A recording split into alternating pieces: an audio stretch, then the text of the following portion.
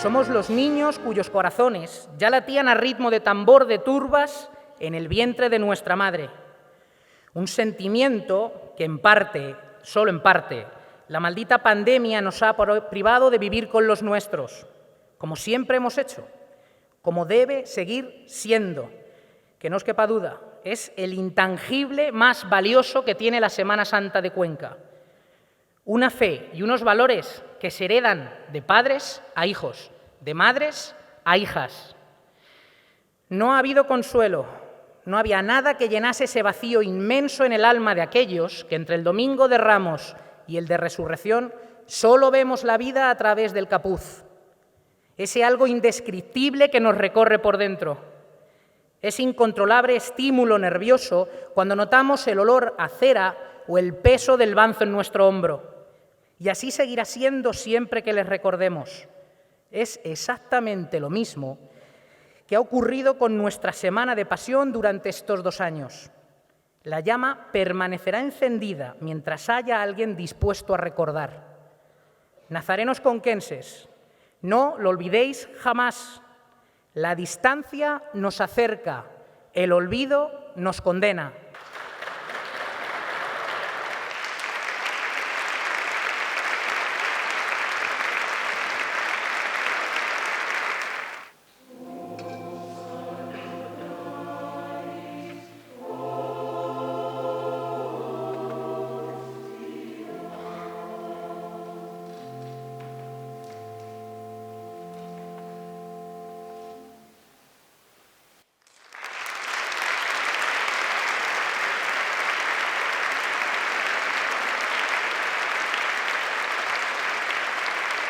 Me atrevo a pedirles que escuchen en pie este Miserere y que aquel que quiera cante con nosotros este canto de súplica, este Miserere. Muchas gracias.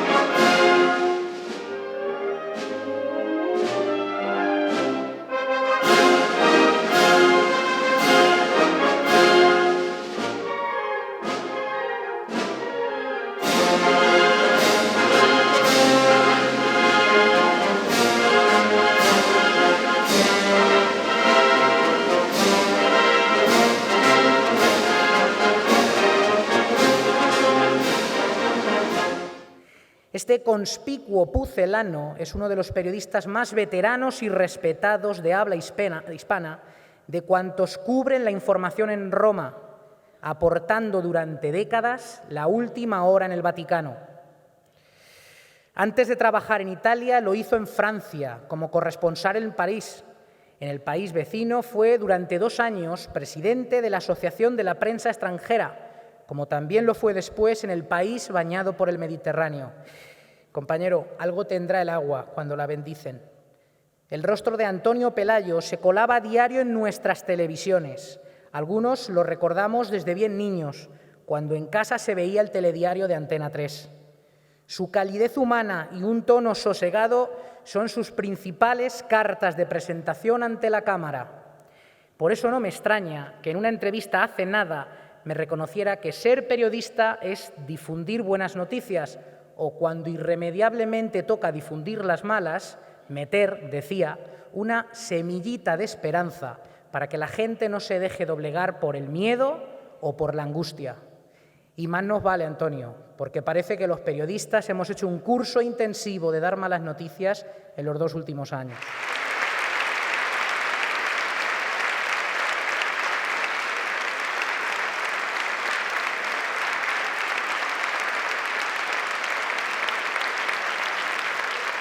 Excelentísimo señor obispo, querido don José María, excelentísimo señor alcalde, dignísimas autoridades, nazarenos, cofrades, queridos conquenses. Esta tarde del 8 de abril, Viernes de Dolores, es para mí un momento de muy intensas emociones. Insisto en repetirlo, por si alguien tuviera duda sobre el significado de estas palabras mías. Muy intensas emociones.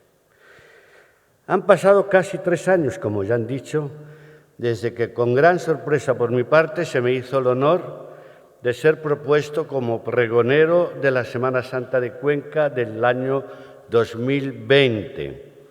Al aceptarlo con la natural alegría fui muy consciente de la responsabilidad que me echaba sobre los hombros y me puse a trabajar con todo el empeño del que soy capaz para escribir un pregón que no desmereciese mucho o demasiado de los pronunciados por mis ilustres predecesores.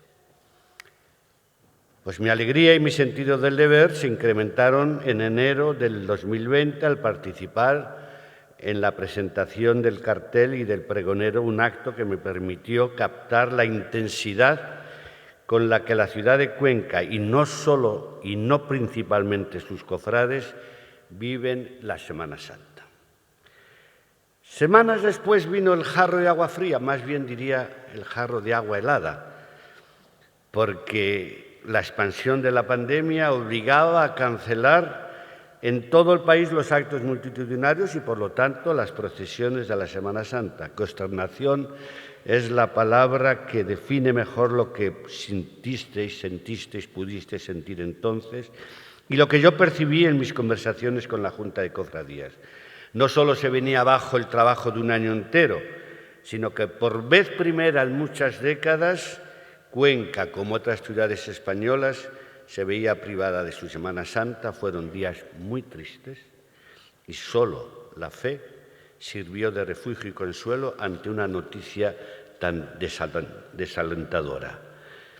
Idéntica experiencia volvimos a vivirla el año pasado, al constatar que la amenaza pandémica no disminuía y que, por lo tanto, seguían en pie las prohibiciones de sacar a la calle nuestros pasos. Por segundo año consecutivo, quedaron en los armarios de vuestras casas las túnicas, los capuces, las veneradas imágenes seguían recluidas en sus iglesias y la ciudad renunciaba una vez más a expresar públicamente su fe, reservándola a los recintos religiosos y a las ceremonias litúrgicas. No me parece justo extenderme demasiado más en estos amargos recuerdos del pasado, ya que por fin las cosas han recobrado su normalidad y que este año, la Semana Santa de Cuenca, volverá a revivir su incomparable historia. Y esta magnífica ciudad recobrará su entusiasmo, su fervor, su religiosidad, durante los 7 días que nos permitirán rememorar el acontecimiento más trascendental de la historia de la humanidad, el nacimiento del Hijo de Dios y su pasión salvadora. Pero sin ahondar demasiado o más en la herida, no puedo dejar de hacer una consideración sobre la causa y las consecuencias de este trauma que todos hemos padecido, la pandemia del coronavirus. Al día de hoy, la enfermedad se ha cobrado en el mundo millones de víctimas y la lista, por desgracia, no es aún definitiva. Solo en España los fallecimientos han superado los 100.000. Ignoro los datos de Cuenca. Pero no se trata de números, sino de seres humanos, con su historia, sus familias, sus amigos. En mi caso personal, tengo que lamentar el fallecimiento de mi querido primo carnal, Gonzalo Pelayo, al que muchos de vosotros habéis conocido y del que conserváis sin duda alguna el recuerdo afectuoso que se merece un hombre generoso, entusiasta, amante de su ciudad, de sus tradiciones y en particular de su Semana Santa, amor que ha sabido transmitir a sus hijos, a su hija María José, a sus hijos Gonzalo y Javier, aquí presentes. Pero la pandemia no solo ha causado muerte, sino que también ha disparado la pobreza. Según un informe de Cáritas Española, ya son 11 millones de personas las que se encuentran excluidas de la sociedad. 11 millones. 3 de cada 10 familias se han visto obligadas a reducir sus gastos habituales.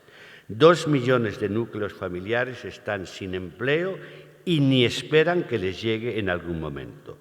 Los jóvenes son los que peor salen parados de estas tremendas estadísticas y también los emigrantes.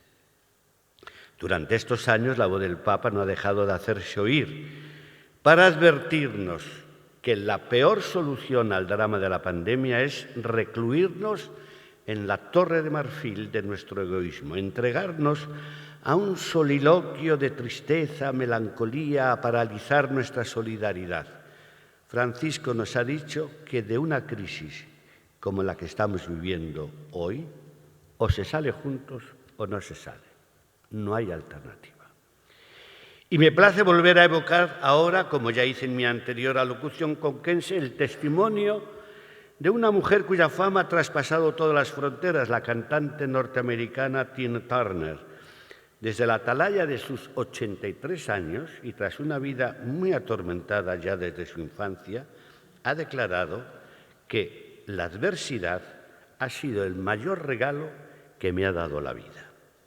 Y explicando este paradójico concepto, afirmaba: los mayores dones de la sabiduría a menudo se encuentran dentro de los mayores problemas a los que nos enfrentamos. Y con la mirada adecuada podemos aprovechar cada adversidad que nos depara la vida para aprender y crecer y hacer realidad nuestros sueños. Esa es la belleza y el valor de transformar el veneno en medicina. Antes de proseguir en la lectura de este pregón, me siento también obligado a decir unas palabras sobre el cataclismo que ha desencadenado el pasado 24 de febrero la invasión rusa de Ucrania. En pocas semanas, el equilibrio mundial ha saltado por los aires y la humanidad entera está ahora pendiente de un conflicto que ensancha progresivamente sus fronteras y nos amenaza a todos. A diferencia de la pandemia, contra la guerra no existen las vacunas, no hay remedios médicos ni planificaciones sanitarias. Francisco la ha definido como una locura diabólica, porque solo el diablo es capaz de invadir el corazón del hombre hasta transformarlo en una víscera inhumana que solo genera y transmite terror y dolor. También la ha definido como algo sacrílego. En esta Semana Santa, al contemplar y llorar las llagas de Cristo, vamos también a derramar nuestras lágrimas sobre las llagas que la locura y la maldad de un dictador han producido y van a producir todavía en centenares de miles de hermanos y hermanas nuestras. Después de estos preámbulos, permitidme que os abra de nuevo mi corazón para recordar mis emociones cuando tuve el privilegio de descubrir Cuenca, que algún poeta ha definido como ciudad inverosímil, y yo calificaría como ciudad mágica, excepcional. Corrían los años 60 y recuerdo el pasmo que me produjo en mi primera visita. Tuve el privilegio de ser invitado a una de las semanas de música religiosa creada por su fundador Antonio Iglesias y asistir a alguno de sus conciertos en la iglesia de San Miguel. En otra visita, años más tarde, presencié algunas de las procesiones de vuestra Semana Santa y ya entonces admiré la identificación absoluta de vuestra ciudad con esas manifestaciones de piedad popular. Naturalmente, no me perdí la originalísima procesión de las turbas, que hoy, gracias a vuestros esfuerzos, ha sido regenerada y devuelta a su original expresión. Ya en las primeras visitas me sorprendió la simbiosis entre un glorioso pasado histórico y un presente tan vanguardista como el de las colecciones que alberga el Museo de Arte Abstracto, instalado además en las asombrosas Casas Colgadas. Ya entonces me sobrecogió por encima de todo esa misteriosa creatividad de la naturaleza que ha unido piedra y agua con una vegetación exuberante a la que las ráfagas de luz del alba y del ocaso convierten en un caleidoscopio inolvidable. Dejadme que os cite estos versos. Túnica triangular, polen de piedra, lámpara de granito, pan de piedra, serpiente mineral, rosa de piedra, nave enterrada, manantial de piedra, caballo de luna, luz de piedra, escuadra equinoccial, vapor de piedra, geometría, libro de piedra. Son metáforas que se podrían aplicar a Cuenca, pero así describía el Premio Nobel de Literatura al chileno Pablo Neruda la hoy fantasmagórica ciudad de Machu Picchu en los Andes peruanos, que con Cuenca comparte el honor de formar parte del Patrimonio Mundial de la Humanidad. Separadas por miles de kilómetros, ambas ciudades tienen como común denominador la piedra. Pero no una piedra inerte, sino una piedra transfigurada en santuario, donde los hombres alzan sus ojos al cielo y alaban a Dios, creador de tanta belleza. No estoy aquí, sin embargo, para entonar un canto de amor a Cuenca, sino para pregonar vuestra Semana Santa, tarea en la que me han precedido figuras muy ilustres y queridas, como se ha citado aquí, como el arzobispo emérito de Sevilla, cardenal Carlos Amiga. Quiero también recordar a dos pregoneras, también citadas, Paloma Gómez Borrero, con la que compartí tantos años en la corresponsalía vaticana, y Pilar Ruy Pérez, aquí presente, gracias a Dios, hasta hace muy poco compañera de fatigas en Antena 3, conquense de pura cepa y nazarena como toda su familia. De su pregón me he quedado con estas frases que ahora os cito. Aquí nacemos, crecemos y envejecemos con la Semana Santa. Estamos fuertemente ligados a ella, con un hilo invisible trenzado por la fe y las tradiciones. Si alguien quiere conocer el alma de Cuenca, tendrá que venir en Semana Santa.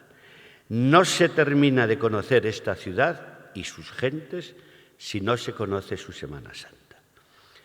Documentándome en Roma sobre vuestra Semana Santa, me enteré de que la Junta de Cofradías agrupa a 33 hermandades, algunas de las cuales se remontan al siglo XIX y son herederas de otras más antiguas unidas a los gremios medievales. También he leído que el número de cofrades puede cifrarse hoy en torno a 30.000, cifra asombrosa y única en el mundo, si se tiene en cuenta que la población de vuestra capital ronda en torno a los 55.000.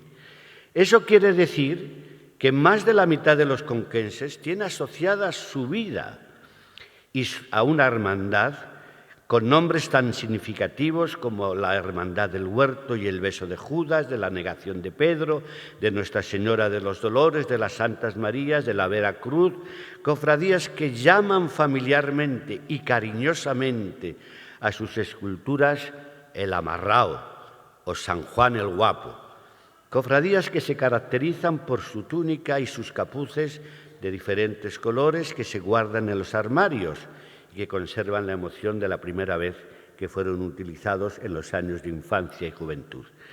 En muchas de vuestras iglesias y catedrales, y ahora que empleo esta palabra, no quiero dejar de felicitar a vuestro obispo, Monseñor Yanguas, por la feliz restauración de vuestro templo mayor. En muchas de nuestras iglesias y catedrales se conservan retablos, obras de imagineros y escultores de la Edad Media, del Renacimiento, del Barroco, y cada retablo es una catequesis, es como un libro abierto que facilita al pueblo sencillo la comprensión de los misterios de Dios. En muchos de estos retablos se escenifica la pasión y muerte de nuestro Señor Jesucristo, los diversos trances que van desde el huerto de Getsemaní a la colina del Gólgota, y en ellos aparecen reproducidos los personajes más significativos de esas horas. Y ahora os propongo que me acompañéis, como si dirigiésemos hacia cada uno de ellos el zoom de nuestro objetivo para descubrir sus entrañas, sus sentimientos, sus reacciones ante Jesucristo. El primero en comparecer es Judas, el traidor por antonomasia. Está sentado con los 12 en la última cena y reaparece en Getsemaní para dar a Jesús un beso como gesto de identificación ofrecido a quienes venían para arrestar al Nazareno. Recibido el beso, el maestro le responde: amigo, haz aquello por lo que estás aquí. El final de su triste historia lo describe Lucas en los Hechos de los Apóstoles con estas palabras: habiendo comprado un campo con el precio de la iniquidad, las 30 monedas, cayó de cabeza, se reventó de por medio y se derramaron todas sus entrañas. Una muerte atroz, ha escrito el cardenal Rabasi, presidente del Pontificio Consejo para la Cultura, que sella una vida tal vez plasmada por la ilusión y la desilusión causada por una falsa imagen de Jesús soñado como un Mesías político y descubierto, sin embargo, como un maestro de horizontes demasiado altos y remotos. Huyamos de condenar a Judas mientras nos perdonamos nuestras propias traiciones. Las de los esposos fascinados por falsas y pasajeras felicidades fuera del matrimonio. La de los amigos que solo son cómplices para compartir nuestras debilidades.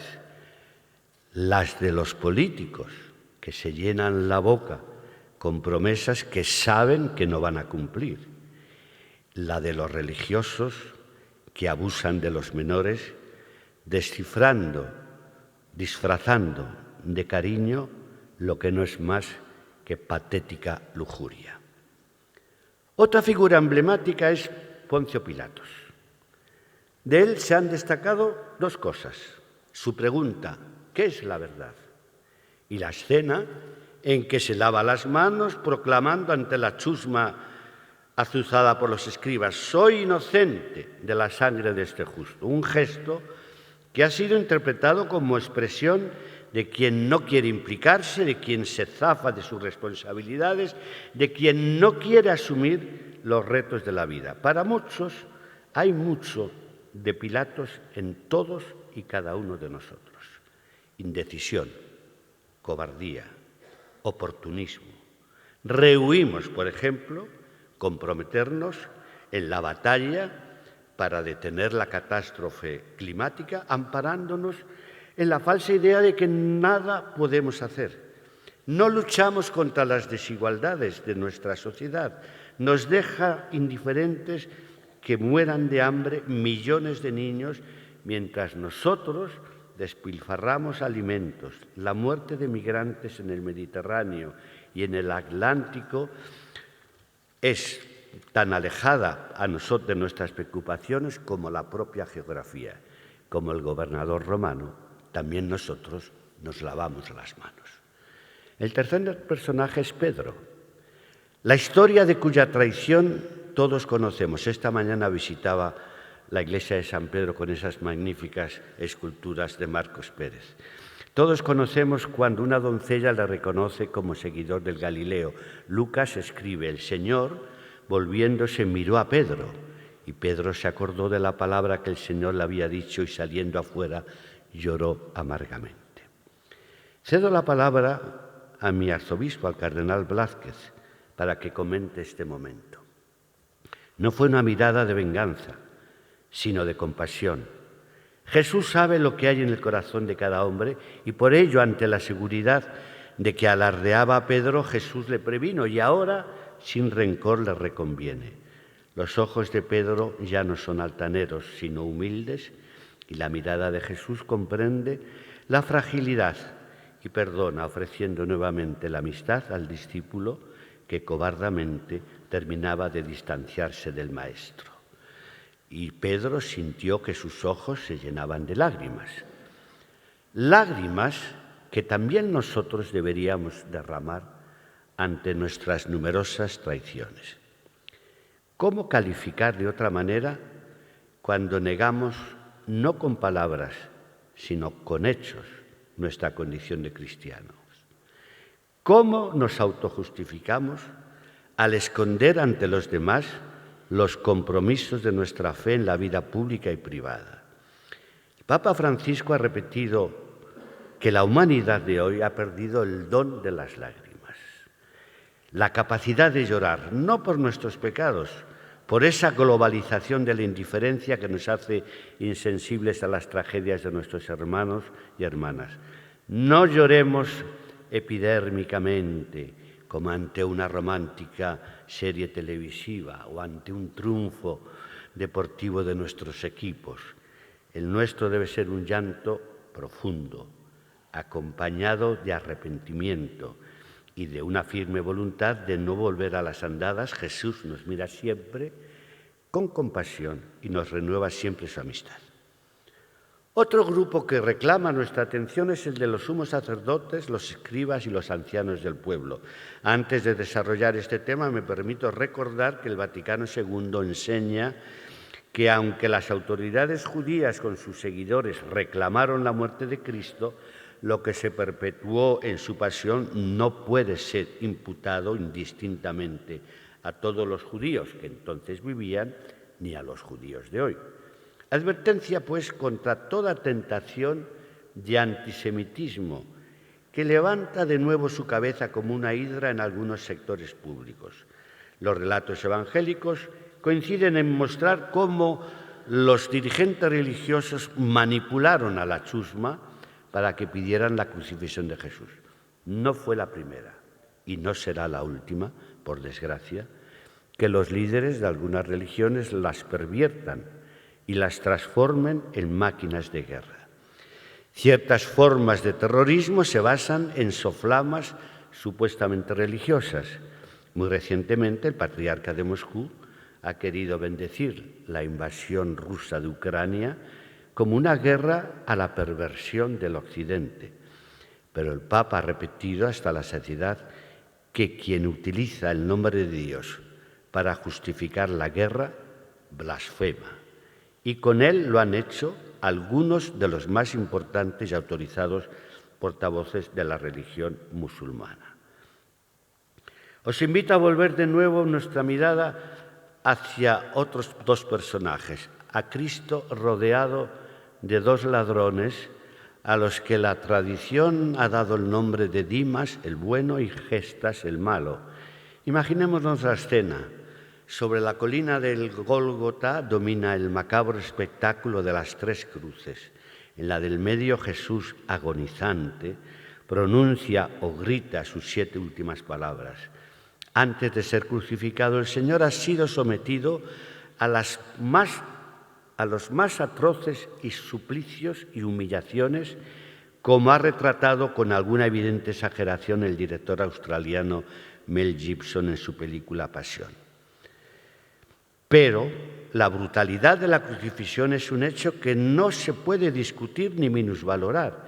El historiador romano Fabio Josefo la definía como un sufrimiento intolerable. Antes de morir, Jesús anuncia a uno de esos dos malhechores, a los que el derecho imperial consideraba más peligrosos para la sociedad: hoy estarás conmigo en el paraíso. Una promesa que abra la esperanza a todos nosotros, pobres pecadores.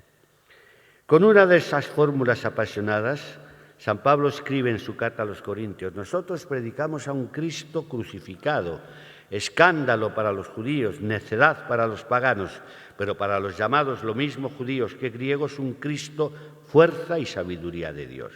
A los incrédulos y a los fieles de otras religiones les resulta desconcertante que los cristianos rindamos tanto homenaje a una cruz. Quizás pueda ayudarles a comprender esta paradoja los versos de nuestra mística por excelencia, Santa Teresa de Ávila, primera mujer declarada doctora de la Iglesia. En la cruz está la vida y el consuelo, y ella sola es el camino para el cielo. Después que se puso en la cruz el Salvador, en la cruz está la gloria y el honor, y en el padecer dolor, vida y consuelo, y el camino más seguro para el cielo. Esta devoción a la cruz es universal y se escenifica de forma irrepetible en nuestras procesiones de la Semana Santa y de forma muy destacable en esta de Cuenca. No creo equivocarme al afirmar que en vuestra Hermandad de la Veracruz es una de las más antiguas y quizás se eleva seguramente a tradiciones que se remontan a la Edad Media. El Cristo de la Veracruz, como dijo uno de los antiguos pregoneros, es el Cristo de la agónica mirada, el de la reflexión interior.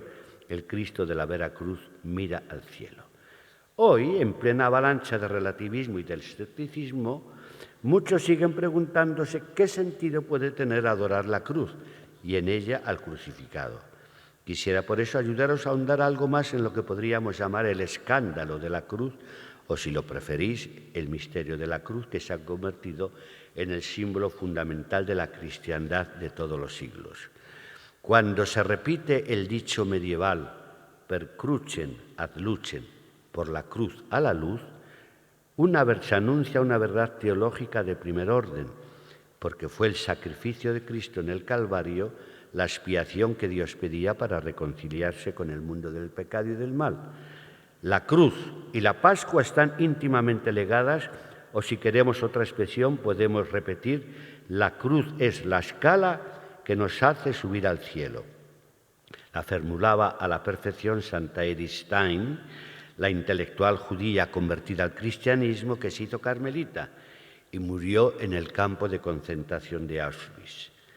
La cruz, escribió, no es un fin en sí misma. La cruz se perfila hacia lo alto y sirve como anuncio de lo alto, símbolo triunfal con el que Cristo llama a las puertas del cielo, las abre de par en par. Entonces irrumpen los destellos de la luz divina, sumergiendo a todos los que siguen al crucificado. Contemplando con esta mirada iluminada por la fe los pasos de vuestra Semana Santa, ya sabemos que la cruz no es un espanto, ni un horror, ni la forma de muerte más ignominiosa. Desde la cruz nos contempla no un fracasado, un visionario traicionado por los suyos, un iluso, sino el propio Dios que ha cargado sobre sus hombres con todos los horrores y los crímenes de la humanidad para darnos una nueva vida, una vida que no podrá arrebatarnos ni la propia muerte. Lo dijo con versos sublimes Luis de Góngora. Pender en un leño, traspasado el pecho y de espinas clavadas ambas sienes, dar tus mortales penas en rehenes, de nuestra gloria bien fue su heroico pecho.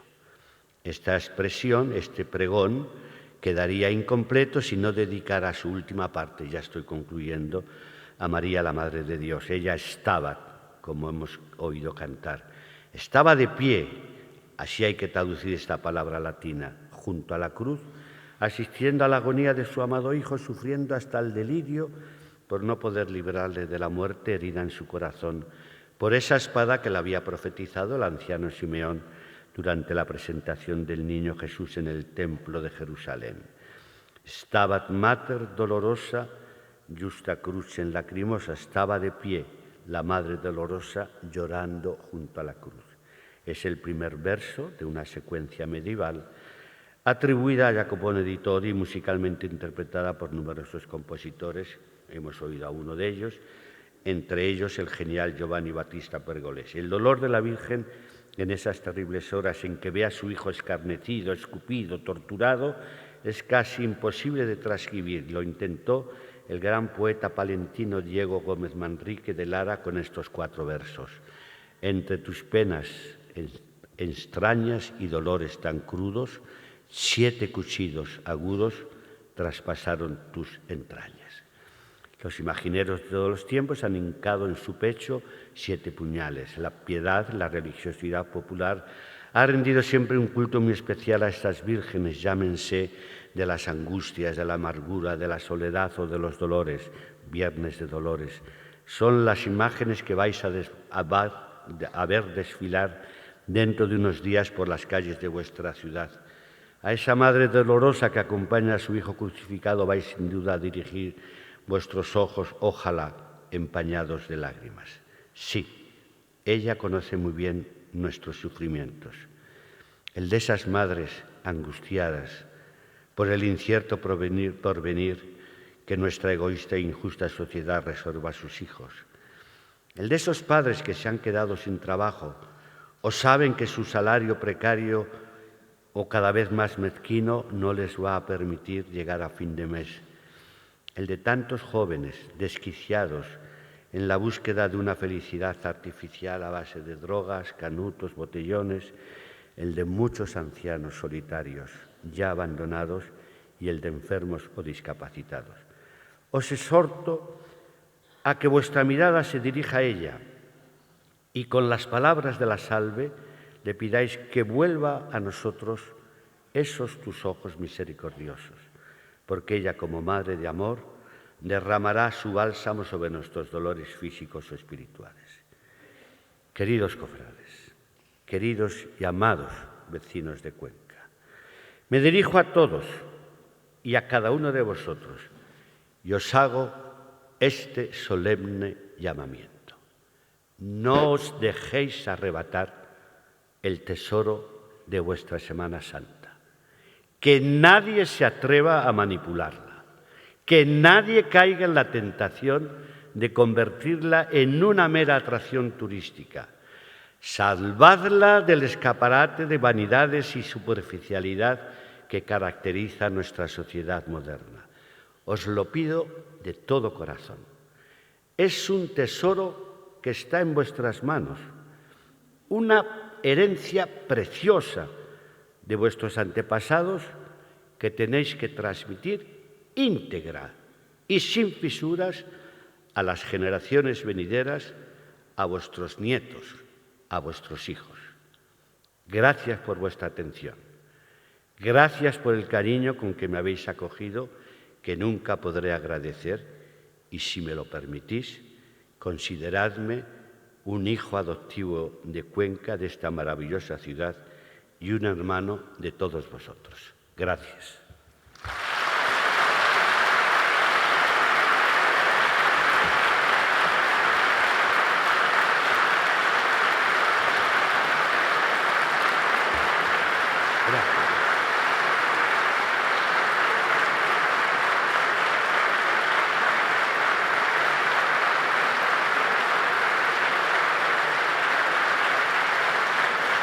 Muchas gracias, muchas gracias.